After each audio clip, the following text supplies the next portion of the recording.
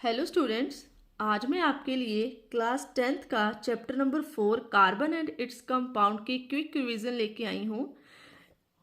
It's a most difficult chapter but from the exam perspective it is a most important. So let's begin.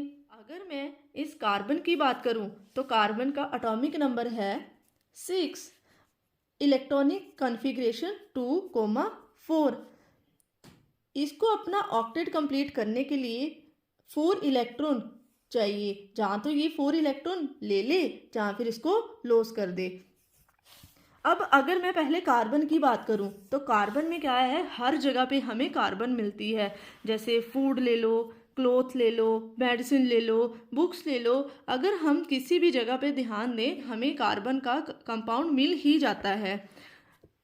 अब अगर earth crust की बात करें, earth crust में 0.02% carbon होती है। और अगर एटमॉस्फेयर की बात करें तो एटमॉस्फेयर में 0.03% कार्बन डाइऑक्साइड प्रेजेंट होती है। अब हम बात कर लेते हैं बॉन्डिंग इन कार्बन। कार्बन क्या करता है, कोवलेंट बॉन्डिंग ही करता है। अब कोवलेंट बॉन्ड क्या है? कोवलेंट बॉन्ड कि जैसे इलेक्ट्रॉन शेयर पेयर करके बनते हैं उसको क्या बोलते हैं, जो बॉन्ड इलेक्ट्रॉन की शेयरिंग पेयरिंग से बनते हैं उसको कोवलेंट बॉन्ड कहते हैं। जैसे अगर मैं एग्जांपल ले लूँ H2 की, तो H के पास भी 1 इलेक्ट्रॉन है और ये दूसरे H के साथ भी 1 इलेक्ट्रॉन है। अब ये दोनों अपने अपने इलेक्ट्रॉन लेके बैठे हुए हैं, ना तो इसका ऑक्टेट कंप्लीट है ना ही इसका। अब अगर इसको नीड होगी तो ये क्या करेगा, भाई तू मेरे से ले ले, अगर मेरे को नीड होगी तो मैं तेरा शेयर कर लूँगा, अगर तेरे को नीड होगी तो मेरा शेयर कर लेना। तो इस वजह से इन्होंने क्या किया, अपना ऑक्टेट कंप्लीट करने के लिए अपना अपना इलेक्ट्रॉन शेयर कर लिया। अब इससे जो भी बॉन्डिंग होगी वो कोवलेंट बॉन्ड है, that is covalent bond. Clear? अब हम अगर मान ले कि जो कार्बन है वो आयनिक बॉन्ड ही प्रिपेयर करता है, हम मान लेते हैं कि आयनिक बॉन्ड प्रिपेयर करता है, तो पहले तो ये पता होना चाहिए आयनिक बॉन्ड होता क्या है। अगर मैं इसको एक एग्जांपल से समझाऊं तो एक फेमस हमारे पास एग्जांपल है NaCl की। Na का एटॉमिक नंबर 11, इसकी इलेक्ट्रॉनिक कॉन्फ़िगरेशन 2, 8, 1।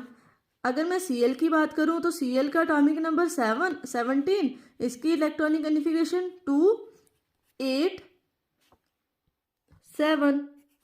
अब इसके पास ऑक्टेट कंप्लीट करने के लिए 1 इलेक्ट्रॉन की डेफिशिएंसी है और इसके पास 1 इलेक्ट्रॉन ज़्यादा है, तो ये क्या करेगा, इसको इलेक्ट्रॉन दे देगा और ये एक्सेप्ट कर लेगा। अब अगर क्योंकि ये इलेक्ट्रॉन दे रहा है इसके पास पॉजिटिव चार्ज आएगा और जो ले रहा है उसके पास नेगेटिव चार्ज आएगा।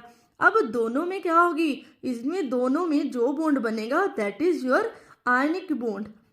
तो अगर हम बात कर लें कि जो कार्बन है वो भी हमारा आयनिक बॉन्ड प्रिपेयर करेगा, तो चलो मान के चलते हैं इसकी इलेक्ट्रॉनिक कॉन्फ़िगरेशन कितनी है, 2, 4। अब इसको ऑक्टेट कंप्लीट करने के लिए जहाँ तो ये 4 किसी को दे दे, जहाँ फिर किसी से गेन कर ले। अब होगा क्या, अगर हम मान के चलते हैं कि ये इलेक्ट्रॉन गेन करता है, it could gain 4 electron forming C4 negative ion, but it would be difficult for the nucleus with 6 proton to hold on the 10 electron। अब देखो अगर इसने इलेक्ट्रॉन गेन कर लिए, अगर इसने इलेक्ट्रॉन गेन कर लिए तो इसमें क्या बनेगा, C4 नेगेटिव आयन। अब इसमें क्योंकि न्यूक्लियस में प्रोटॉन कितनी है, 6 प्रोटॉन है और 4 इलेक्ट्रॉन अदर बाहर से आ गए, तो कितने हो गए, 10 इलेक्ट्रॉन। अब इसके पास इतनी क्षमता नहीं है कि ये 6 प्रोटॉन 10 इलेक्ट्रॉन को होल्ड कर पाए। सो ये क्या करेगा, 4 इलेक्ट्रॉन को गेन करना इसके लिए डिफिकल्ट होगा। अगर हम बात कर ले कि ये अगर लॉस कर ले तो it could lose 4 electron forming C4 positive cation, but it would be require a large amount of energy to remove 4 electron। अगर हमने इलेक्ट्रॉन को लॉस करना है तो इसके लिए बहुत ज़्यादा एनर्जी चाहिए, कार्बन को बहुत ज़्यादा एनर्जी चाहिए to lose its 4 electron. So this case is not possible. तो ये करेगा क्या, ये सिर्फ कोवलेंट बॉन्डिंग ही करेगा। अब हम इसकी कुछ एग्जाम्पल्स देखेंगे। एग्जाम्पल में क्या है, पहले हम केस जैसे मैं पहले डिस्कस कर चुकी हूँ H2 का। H2 में क्या करेगा कि शेयरिंग होगी इनमें और जो बॉन्ड बनेगा H बॉन्ड H, ये क्या होगा कोवलेंट बॉन्ड और this is called single bond. अगर मैं इसके डबल बॉन्ड की बात करूं तो डबल बॉन्ड में एग्जांपल है O डबल बॉन्ड O, मतलब O2। अगर मैं इसकी बात करूं तो मेरे पास O डबल बॉन्ड O आएगा। ये कैसे आता है, देखो अगर मैं ऑक्सीजन की बात करूं तो ऑक्सीजन का एटॉमिक नंबर है 8। अब इसकी इलेक्ट्रॉनिक कॉन्फ़िगरेशन 2,6। इसके पास क्या है, 2 इलेक्ट्रॉन की डेफिशिएंसी है। अगर मेरे को ऑक्सीजन 2 का बॉन्डिंग देखनी है तो इसके पास क्या है, लास्ट में 6 इलेक्ट्रॉन, 1 2 3 4 5 6। अब दूसरे ऑक्सीजन के पास भी 1 2 3 4 5 6। अब इसको भी 2 इलेक्ट्रॉन चाहिए और इसको भी 2 इलेक्ट्रॉन चाहिए, तो ये क्या करेंगे, आपस में शेयर कर लेंगी कि अगर मेरे को नीड होगी तो मैं यूज कर लूंगा तेरे वाले इलेक्ट्रॉन, अगर तेरे को यूज होगी तो यूज कर लेना। तो इसमें क्या हो गया, 2 इलेक्ट्रॉन शेयर कर रहे हैं आपस में। अपने 2 इलेक्ट्रॉन की जब शेयरिंग कर रहे हैं तो कितने बॉन्ड बन रहे हैं, 2, तो इसको बोलेंगे डबल बॉन्ड। अब मैं अगर ट्रिपल बॉन्ड की बात करूं तो nitrogen is the best example. Nitrogen atomic number 7। अगर इलेक्ट्रॉनिक कॉन्फ़िगरेशन की बात करो तो 2,5। अब इसको अपना ऑक्टेट कंप्लीट करने के लिए, 8 पूरे करने के लिए इसको अपने 3 इलेक्ट्रॉन की कमी है। अब ये क्या करेगा, नाइट्रोजन के पास कितने इलेक्ट्रॉन्स है, 5, 1 2 3 4 एंड 5।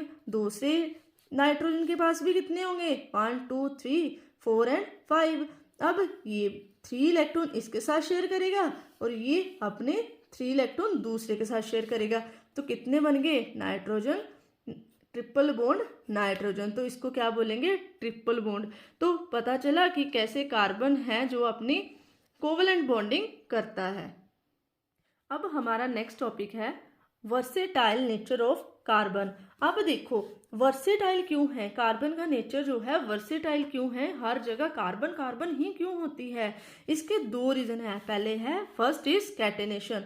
कैटेनेशन क्या है, कैटेनेशन है कि ये अपने ही कार्बन के साथ सेल्फ लिंकिंग करता है, मतलब अपने ही एलिमेंट के साथ सेल्फ लिंकिंग करके number of carbon atom join करके लॉन्ग चेन बना सकता है, ब्रांच चेन बना सकता है, जितने मर्जी n नंबर ऑफ कार्बन को अपने साथ ज्वाइन कर सकता है। इस प्रॉपर्टी को बोलते हैं कैटेनेशन।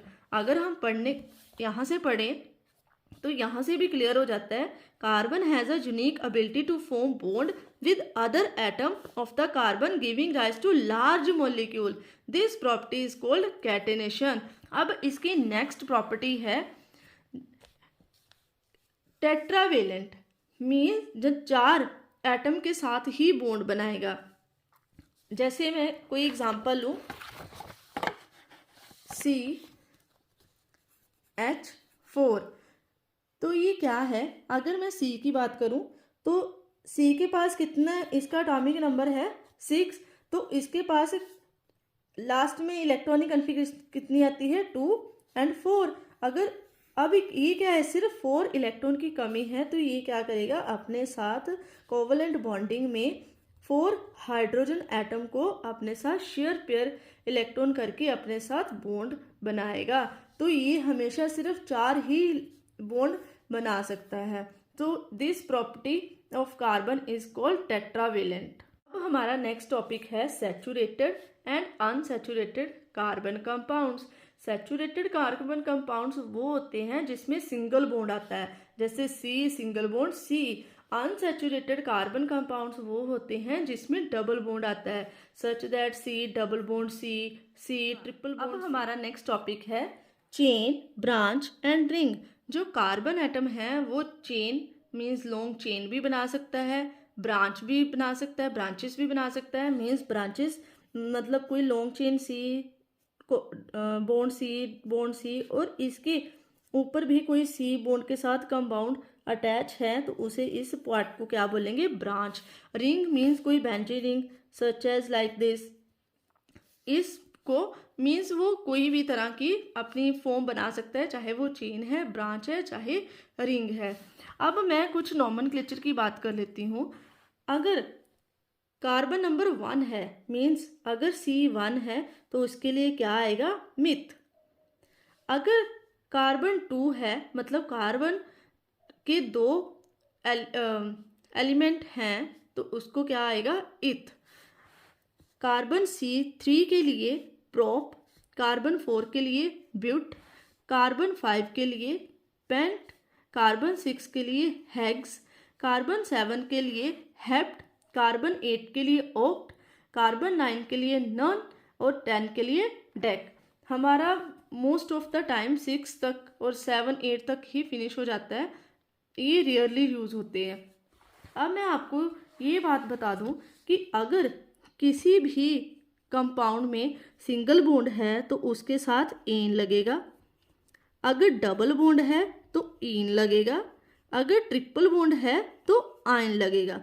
ठीक है, अगर कार्बन 1 है तो मिथ, कार्बन 2 है तो इथ, कार्बन 3 है तो प्रोप, कार्बन 4 है तो ब्यूट, कार्बन 5 है तो पेंट, कार्बन 6 है तो हेक्स। अब देखो, अगर ध्यान से देखो तो इन सबके पीछे एन एन एन लगा हुआ है। अब ये एन क्यों लगा हुआ है, क्योंकि इन सब में सिंगल बॉन्ड बन रहा है। अब मैंने पहले ही बता चुकी हूँ कि सिंगल बॉन्ड के साथ क्या आएगा, एन, डबल बॉन्ड के साथ इन और ट्रिपल बॉन्ड के साथ आइन।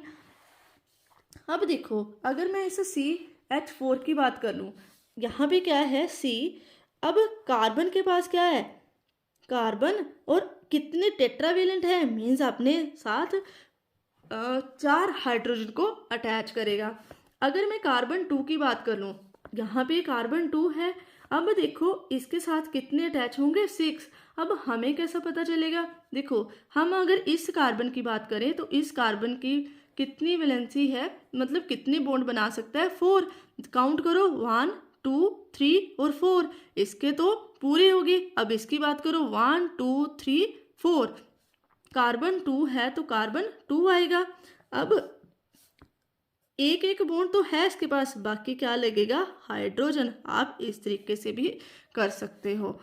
अगर कार्बन 3 है तो कार्बन पहले 3 लगाओ, उसके बाद देखो कि इसकी 4 बॉन्ड है जो कंप्लीट हुए हैं, अगर नहीं हुए तो उसको कंप्लीट करना होगा। कितने एच लगेंगे काउंट करके देखो, एक बॉन्ड तो इसके साथ बना हुआ है, बाकी बॉन्ड एच के साथ। अब इसकी देखो 1 2 3 4 कंप्लीट है, इसके देखो 1 2 3 4, अब इसके देखो 1 2 3 एंड 4, सारे के सारे ही अपने 4 बॉन्ड कंप्लीट कर रहे हैं, ऐसे ही बाकी भी कर रहे हैं।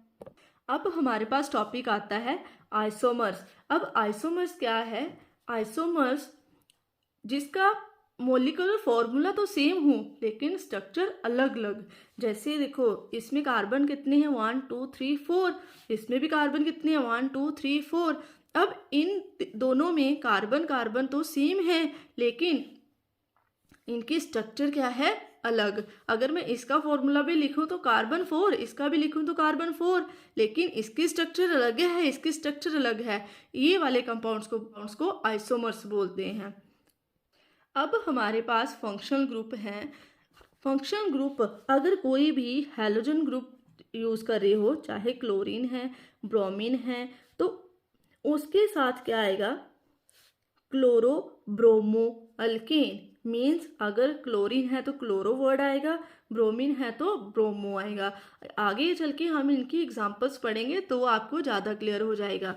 अब अगर अल्कोहल है, अल्कोहल का सिंबल है OH, एल्डिहाइड का सिंबल क्या है, CHO मीन्स CHO, कीटोन का CO, C के साथ double bonding with oxygen, carboxylic acid का COOH। अब हमारा नेक्स्ट टॉपिक है होमोलोगस सीरी। अब इसके लिए पहले मैं कुछ आपको दिखाती हूँ। इसमें क्या है, देखो इसमें मैंने अल्केन ली है, अल्कीन और अल्काइन। इसमें क्या होता है, single bond, double bond, triple bond. इसका जनरल फॉर्मूला होता है CnH2n+2। ये अल्कीन का जनरल फॉर्मूला है ये अल्काइन का।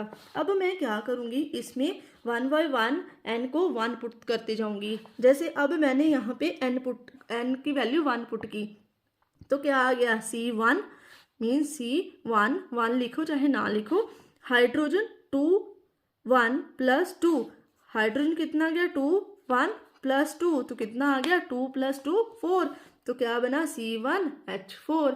अब मैं अगर 2 पुट करूँगी, ऐसे ही 2 पुट करूँगी तो C2, तो यहाँ पे 2 आएगा, 2 2 या 4 प्लस 2 6, ऐसे ही मेरा अगला कंपाउंड बन जाएगा। ऐसे ही करते करते मैं N3 N4 करके मेरे सारे कंपाउंड्स निकल आएंगे। अगर मैं ध्यान से देखूं तो इन दोनों में कितने का फर्क है, यहाँ पे C और यहाँ पे C2, यहाँ पे C1 यहाँ पे C2 मीन्स एक C का डिफरेंस आया है।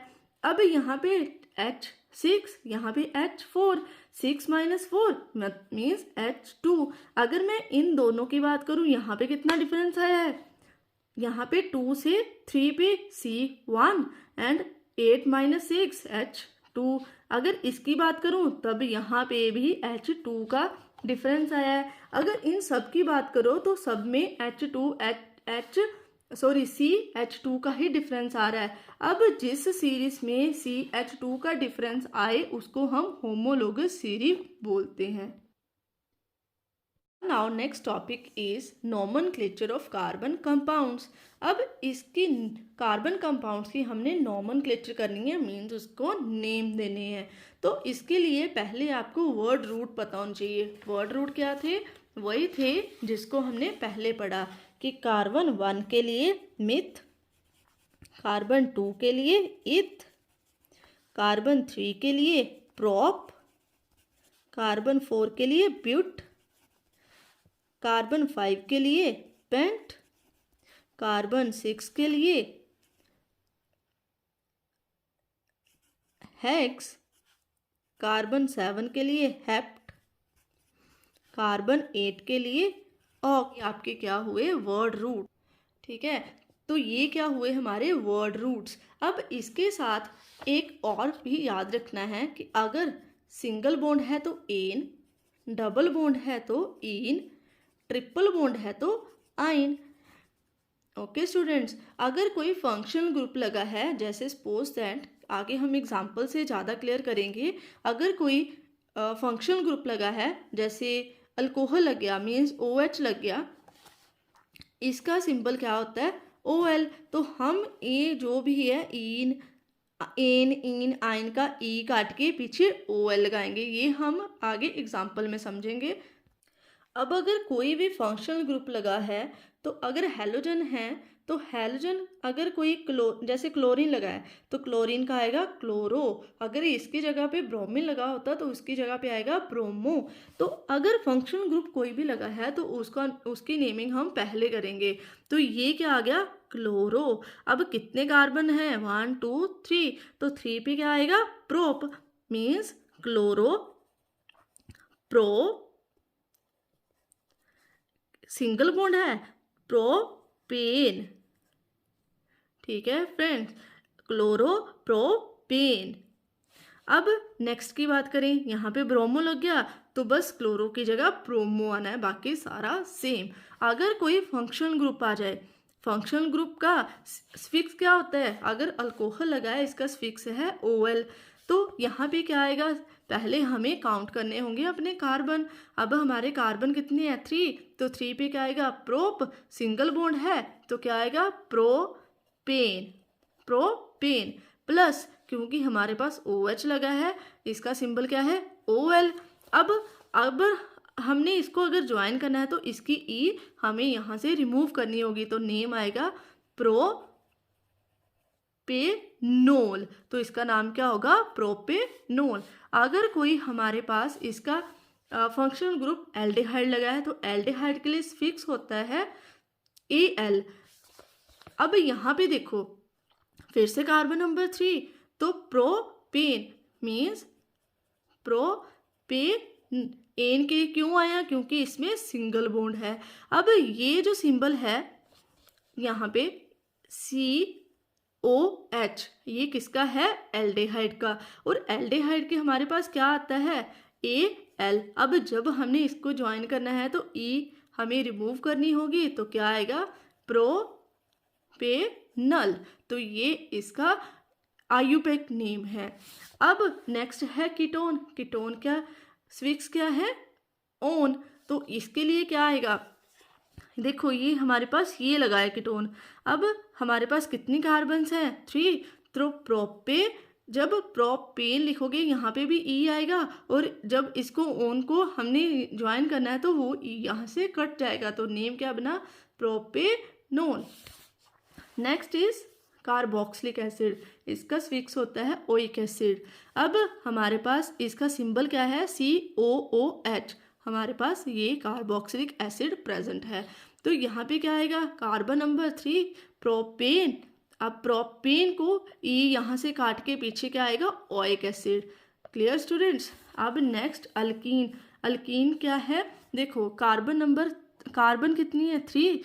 बीच में क्या आ गया? Double bond. अगर कार्बन नंबर 3 है तो इसके मीन्स 3 के लिए हमारे पास वर्ड रूट क्या होता है? प्रोप प्लस हमारे पास डबल बॉन्ड के लिए इन। अब नेक्स्ट इज अल्काइन। अल्काइन के लिए YNE। अब यहाँ पे ट्रिपल बॉन्ड है, carbon number 3 propyne. Now our next topic is chemical properties of carbon compound. First property हम इसमें पढ़ेंगे कंबस्टन। कंबस्टन क्या होता है? मेनली इसमें जो कार्बन कंपाउंड्स हैं उनकी बर्निंग होती है। The process of burning of the carbon compound to give carbon dioxide. Means जब हम किसी भी कार्बन कंपाउंड को in the presence of oxygen burn करेंगे, जब कंबस्टन करेंगे तो क्या बनेगा? Carbon dioxide plus water plus heat and light. और ये लाइट है या हीट है वो बहुत ज़्यादा मात्रा में प्रोड्यूस होती है। This is called combustion. अब हम सैचुरेटेड एंड अनसैचुरेटेड हाइड्रोकार्बन के बारे में पढ़ेंगे। जो सैचुरेटेड हाइड्रोकार्बन्स हैं वो हमें क्लीन फ्लेम देते हैं, बट जो अनसैचुरेटेड हाइड्रोकार्बन्स होते हैं वो हमें जेलो फ्लेम देते हैं विद ब्लैक स्मोक। अब हमारे पास है ऑक्सीडेशन। अब हमने अगर ऑक्सीडेशन करवानी है तो ऑक्सीडेशन करवाने के लिए हमें ऑक्सीडाइजिंग एजेंट भी चाहिए होगा। क्या करना है इसमें? ऑक्सीजन की एडिशन करवानी है। तो ऑक्सीडाइजिंग एजेंट क्या होंगे? पोटाशियम परमैंगनेट या फिर पोटाशियम डाइक्रोमेट। अब यहाँ पे हमने इथेनॉल लिया है। अब इथेनॉल को in the presence of oxidising agent plus heat के साथ रिएक्शन करवाएंगे तो क्या बनेगा? Ethanoic acid. Next is addition reaction. अब एडिशन रिएक्शन के नाम से ही पता चल रहा है कि इसमें कुछ ना कुछ ऐड होना है। अब इसमें ऐड क्या होना है? H2। अब यहाँ पे ये हमारे पास अनसैचुरेटेड कार्बन है। अब अनसैचुरेटेड में अगर हम किसी चीज़ की एडिशन करवाएंगे तो ये सैचुरेटेड में कन्वर्ट हो जाएगा। मीन्स इसका डबल बॉन्ड सिंगल बॉन्ड में कन्वर्ट हो जाएगा। एडिशन किसकी हुई? H2 की। तो इसको हम बोलेंगे addition reactions. Next is substitution reaction. Substitution reaction में क्या होता है कि अगर हम किसी चीज़ की एडिशन करवा रहे हैं तो ये जो जाके इस कार्बन एटम पे अटैक करेगा और ये क्लोरीन यहाँ से H को हटाएगा और उसको अपनी वहाँ पे आप जाके रिप्लेस हो जाएगा। जैसे मैं यहाँ पे करके बताऊँ तो C के पास क्या है? 4H है प्लस हमने Cl2 की रिएक्शन करवाई। अब यहाँ से एक Cl क्या करेगा? यहाँ से एक हाइड्रोजन को रिमूव कर देगा और उसकी जगह पे आके खुद लग जाएगा। तो क्या बना? CH और यहाँ पे क्या आ गया? 1 क्लोरीन। और साथ में क्या बचा? एक जो H यहाँ से आया है वो प्लस एक Cl जो यहाँ से बचा। मीन्स क्या निकला? HCl बाहर और बाकी क्या बचा? CH3 plus 1 chlorine. तो यहाँ पे chlorine plus HCl। This is our substitution. Topic है some important carbon compounds ethanol and ethanoic acid. अब हम इसकी physical properties and chemical properties के बारे में डिस्कस करेंगे। पहले हम पढ़ेंगे प्रॉपर्टीज ऑफ इथेनॉल। तो ये क्या होता है? लिक्विड होता है रूम टेम्परेचर पे। अब क्योंकि एक गुड सॉल्वेंट है तो इसको कहाँ यूज़ करते हैं? मेडिसिन बनाने में। अब ये क्या होता है? Ethanol is a soluble in water. पानी में ये सोल्यूबल होता है। अब हम कुछ इसकी रिएक्शंस पढ़ेंगे। पहली रिएक्शन है रिएक्शन विद सोडियम। अब जो इथेनॉल है वो रिएक्शन करेगा सोडियम के साथ, तो क्या देगा, सोडियम इथोक्साइड प्लस H2। अब नेक्स्ट रिएक्शन पढ़ेंगे जिसमें हमें अनसैचुरेटेड हाइड्रोकार्बन मिलेगी। इसमें क्या होगा, इथेनॉल को H2SO4 मीन्स H2SO4 के साथ इसको रिएक्ट करवाना है, तो हमें क्या मिलेगी, डबल बॉन्ड अल्कीन मिलेगा plus water means unsaturated hydrocarbon मिलेगी। Next is properties of ethanoic acid. अब इथेनोइक एसिड को एस्टिक एसिड भी बोलते हैं। अगर हम 5 to 8% सोल्यूशन ले लें of acetic acid in water, तो इसको विनेगर बोलेंगे। अब इसको प्रिजर्वेटिव के लिए भी यूज़ किया जाता है। अब क्योंकि इसका जो मेल्टिंग पॉइंट है वो 290 केल्विन है, so it often freeze during winter in cold climate में ये ओवन फ्रीज हो जाता है। Now reaction of ethanoic acid. अब हमने इथेनोइक एसिड को इथेनॉल के साथ रिएक्ट करवाना है इन द प्रेजेंस ऑफ एसिड। अब ये जो साइन बने हैं इसका मतलब है कि रिएक्टेंट टू प्रोडक्ट और प्रोडक्ट टू रिएक्टेंट भी बनाया जा सकता है। अब अगर हम इथेनोइक एसिड को इथेनॉल के साथ रिएक्ट करवाएंगे इन द प्रेजेंस ऑफ एसिड, तो ये हमें क्या देगा, एस्टर देगा। अब जैसे यहाँ पे देखो, इसमें क्या है, एक एक्टिविटी के थ्रू इसको समझाया गया है। Firstly take 1 ml of ethanol and 1 ml glacial acetic acid along with few drops of concentrated sulphuric acid. इसमें क्या मिलाया गया है, एक तो 1 ml ethanol plus acetic acid और कुछ ड्रॉप्स डाली गई हैं सल्फ्यूरिक एसिड की। अब इसको हॉट वाटर में रखा गया है और अब इसको बॉयल करवाया गया है। अब इसको जब वार्म करवाएंगे तो इसमें क्या होगा, एस्टर की फॉर्मेशन होगी। अब एस्टर क्योंकि एक स्वीट स्मेल है और जब हम इसको स्मेल लेके देखेंगे तो यहाँ से हमें स्वीट स्मेल आएगी, वहाँ से पता चलता है कि हमारा एस्टर फॉर्म हो गया है। Next is reaction with base. अब जब हम इथेनोइक एसिड को बेस के साथ रिएक्ट करवाएंगे तो हमें एक सॉल्ट गिवन होगा, मीन्स सॉल्ट मिलेगा प्लस वाटर मिलेगा। Topic is soap and detergent. अब इसमें हमने माइसल्स फॉर्म करने हैं। माइसल्स फॉर्म करने के लिए हमें इसमें जैसे डर्टी क्लॉथ होता है ना, उसमें सोप का क्या एक्शन है, डिटर्जेंट का क्या एक्शन है, हमने वो पढ़ने हैं।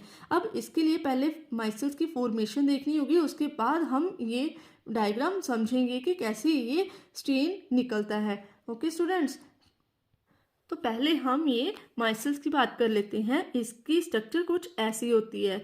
ये इसका हाइड्रोफिलिक पार्ट होता है, ये इसका हाइड्रोफोबिक पार्ट होता है। हाइड्रोफोबिक मीन्स इसको पानी से थोड़ा डर लगता है। अब अगर इसको पानी से डर लगता है तो में ये अपने आप को कुछ ऐसे अरेंज कर लेता है। ये जो है हाइड्रोफिलिक एंड है, ये हाइड्रोफिलिक एंड है, तो अपने पानी के साथ इसकी इंटरेक्शन होगी और ये पानी से दूर भागेगा।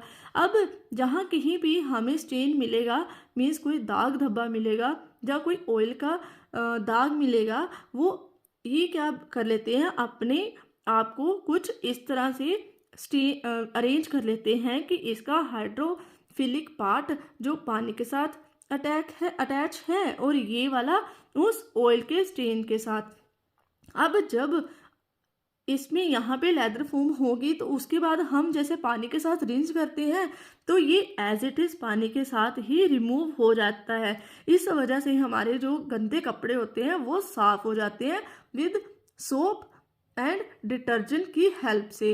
अब इसी तरह से ही माइसल्स फॉर्म होते रहते हैं और हमारे क्लोथ्स जो है वो क्लीन होते हैं। नाउ ये देखो कि ये कोई ऑयल ड्रॉपलेट है, जैसे कोई भी क्लॉथ है उस पर ऑयल ड्रॉपलेट है, तो माइसल कुछ इस तरीके से अपने आप को अरेंज कर लिया है। जो ये वाला पार्ट है ये वाटर के साथ अटैच है और ये वाला जो है वो इस ड्रॉपलेट के साथ। अब जैसे ही हम इसको पानी के साथ अरेंज करेंगे तो ये पानी के साथ ही बाहर रिमूव हो जाएगा। इस तरह से हमारे जो क्लॉथ हैं वो क्लीन हो जाते हैं। Thank you students. अगर आपको ये पढ़ाया हुआ समझ आया तो आप इस चैनल को सब्सक्राइब और इस वीडियो को लाइक कर दें और बेल नोटिफिकेशन को भी ऑन कर लें, सो दैट जो मैं नेक्स्ट वीडियो लेके आऊँगी उसका नोटिफिकेशन आप तक पहुँच सके। Thank you students, please share and subscribe.